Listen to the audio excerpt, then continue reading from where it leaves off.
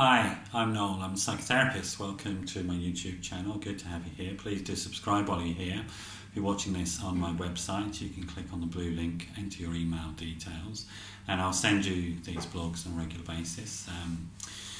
Just want to talk a little bit about trauma, the idea of trauma, and obviously a key concept, a key thing that we're dealing with in therapy, helping people overcome trauma.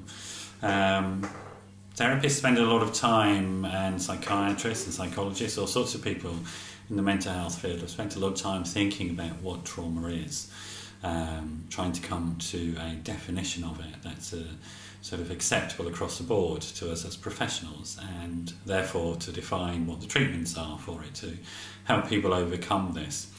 I suppose we do that not just simply because we want to be clever or we want to get control of the treatment materials and say we're the best at it.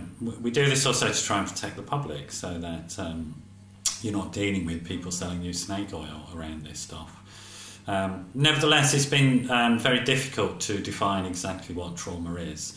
And then when you add on that it's really important to listen to people's voices in terms of their experience of what they experience as traumatic, our patients, our clients. You then get into a very complicated, complex situation. There is no real standardised definition that has held the test of time of trauma. Some people link it to symptoms of things like post-traumatic stress, for example, and say that's what trauma is. That's not the experience of trauma, that's usually the aftermath of trauma. A lot of people experience traumatic events in their life, but they don't all go on to develop post-trauma symptoms. Nevertheless, the memories are there and the experiences are there, and those experiences can be recollected and brought back to mind when fresh events happen, for example, and can still cause people quite a lot of discomfort and pain.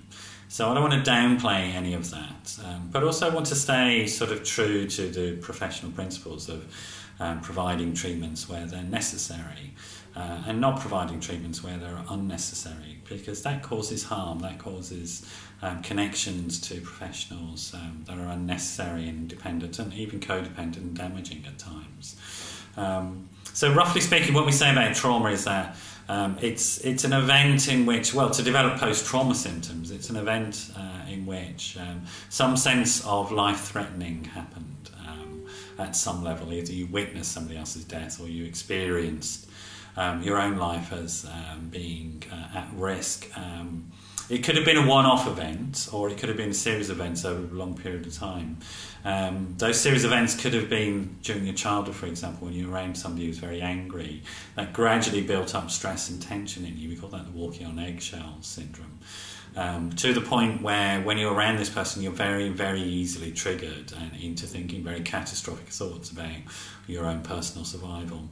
So there's lots of ways of developing this highly sort of toxic relationship to stress and fear, which is what trauma is, connecting it to a sense of death of a loved one or yourself.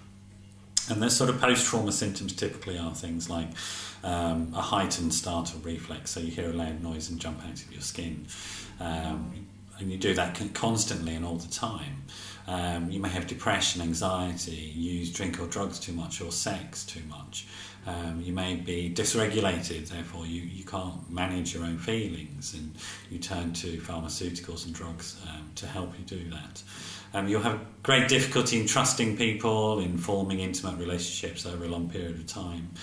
You may develop self-harming habits, etc., such as cutting yourself. You may develop dissociation, which is a sort of numbing out of the extreme feelings of fear. So there's a whole range of very difficult symptoms that can emerge from post-trauma. But underneath that, if you drop down into what we would call subclinical, but still real in terms of people's experiences, there's still the depression, anxiety and fear that can happen for people who even may not reach a diagnostic criteria. Sorry to use such a tedious, complex way of saying it, but we have ways of measuring the levels at which people's symptoms apply and the levels at which they present to us, and We say there are some things that are subclinical, i.e. people are still experiencing it, but not at a level below which we think it's useful to treat. That doesn't mean to say you don't experience it as difficult. And I guess always in this type of situation as a clinician, as a psychotherapist, I'm always trying to learn from you about what your experience is and validate your experience and not tell you that it's wrong because it doesn't fit my textbooks.